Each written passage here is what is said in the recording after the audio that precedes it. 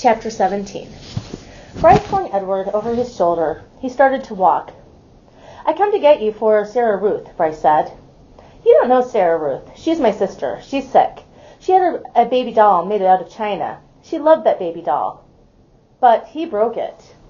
"He broke it? He was drunk and stepped on that baby's head and smashed it into 100 million pieces. Them pieces was so small, I couldn't make them go back together. I couldn't. I tried and tried." At this point in his story, Bryce stopped walking and shook his head and wiped his nose with the back of his hand. "Sarah Ruth ain't had nothing to play with him since. He won't buy her nothing. He says she don't need nothing. He says she don't need nothing because she ain't gonna live. But he don't know."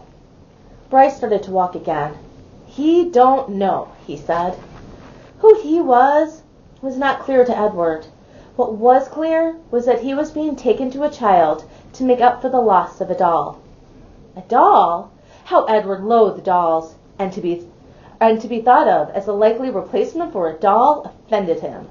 But still it was, he had to admit, a highly preferable alternative to hanging out by his ears from a post. The house in which Bryce and Sarah Ruth lived was so small and crooked that Edward did not believe at first that it was a house. He mistook it, instead, for a chicken coop. Inside there were 2 beds and a kerosene lamp, and not much else.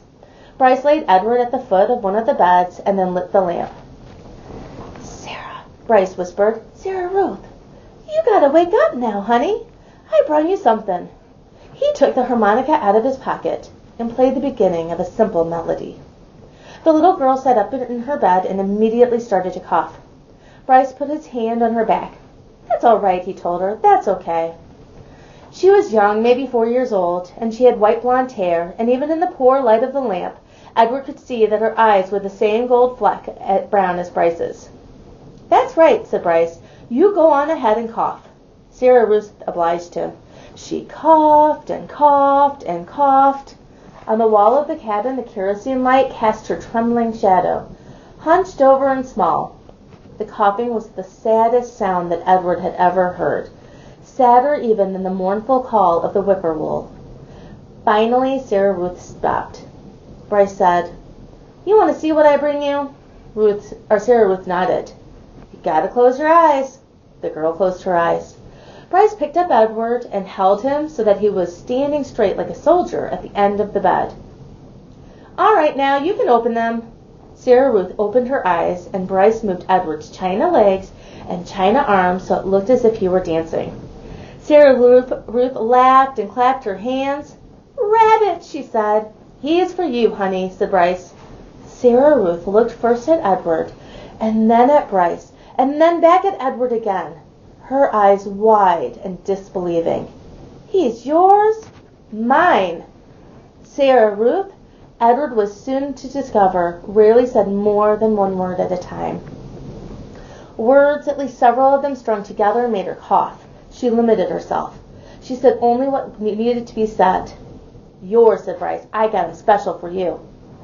This knowledge provoked another fit of coughing in Sarah Ruth, and she hunched over again. When the fit was done, she uncurled herself and held out her arms. "That's right," said Bryce. He handed Edward to her. "Baby," said Sarah Ruth. She walked Edward back and forth, and stared down at him and smiled. Never in his life had Edward been cradled like a baby. Aveline had not done it, nor had Nellie, and most certainly Bull had not. It was a singular sensation to be held so gently and yet so fiercely, and to be stared down at with so much love. Edward felt the whole of his china body flood with warmth. "You gonna give him a name, honey?" Bryce asked. "Jangles," said Sarah Ruth, without taking her eyes up at Edward. "Jangles, huh? That's a good name. I like that name." Bryce patted Sarah Ruth on the head. She continued to stare down at Edward. "Hush," she said to Edward as she rocked him back and forth. "From the minute I first seen him," said Bryce, "I knew he belonged to you. I said to myself, that rabbit is for Sarah Ruth, for sure." "Jangles," murmured Sarah Ruth. Outside the cabin, thunder cracked, and then the sound of the rain falling on the tin roof. Sarah Ruth rocked Edward back and forth, and Bryce took out his harmonica and started to play, making his song keep rhythm with the rain. Chapter 18. Bryce and Sarah Ruth had a father. Early the next morning, when the light was gray and uncertain, Sarah Ruth was sitting up in bed coughing, and the father came home.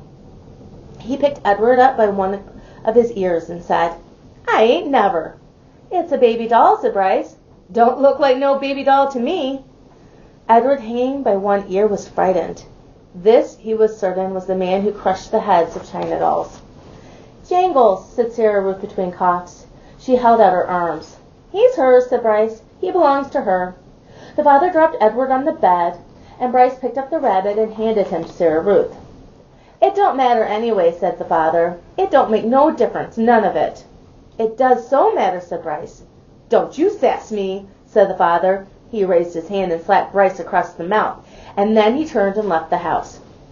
"You ain't got to worry about him," said Bryce to Edward. "He ain't nothing but a bully, and besides, he don't hardly ever come home."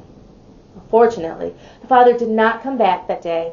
Bryce went out to work, and Sarah Ruth spent the day in bed, holding Edward in her lap and playing with a box filled with buttons. "Pretty," she said to Edward as she lined up the buttons on the bed and arranged them into different patterns. Sometimes, when a coughing fit was particularly bad, she squeezed Edward so tight that he was afraid he would crack in two. Also, in between coughing fits, she took to sucking on one or the other of Edward's ears. Normally, Edward would have found intrusive, clingy behavior of this sort very annoying. But there was something about Sarah Ruth. He wanted to take care of her. He wanted to protect her. He wanted to do more for her. At the end of the day, Bryce returned with a biscuit for Sarah Ruth and a ball of twine for Edward. Sarah Ruth held the biscuit in both hands and took small, tentative bites. "You eat that all up, honey. Let me hold Jangles," said Bryce. "Him and me got a surprise for you." Bryce took Edward off in the corner of the room, and with his pocket knife he cut lengths of twine and tied them to Edward's arms and feet, and then tied the twine to the sticks of wood. "See, all day I've been thinking about it," Bryce said.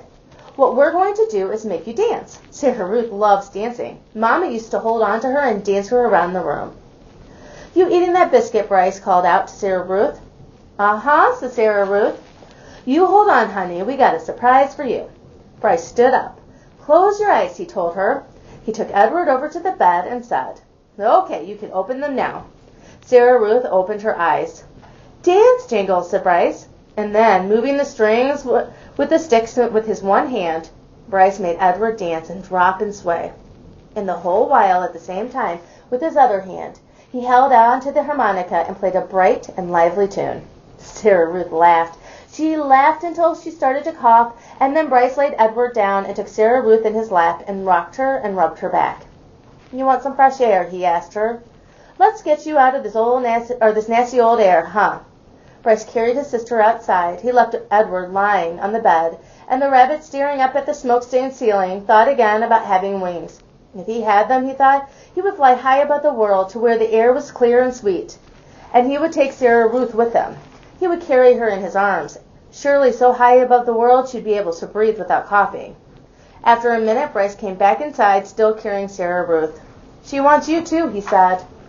"Jangles," said Sarah Ruth. She held out her arms. So Bryce held Sarah Ruth, then Sarah Ruth held Edward, and the three of them stood outside. Bryce said, "You gotta look for falling stars. Them's are the ones with magic." They were quiet for a long time, all three of them, looking up at the sky. Sarah Ruth stopped coughing. Edward thought that maybe she had fallen asleep. "There," she said, and she pointed to a star streaking through the night sky. "Make a wish, honey," Bryce said, his voice high and tight. "That's your star. You make you a wish for anything you want." And even though it was Sarah Ruth's star, Edward wished on it too.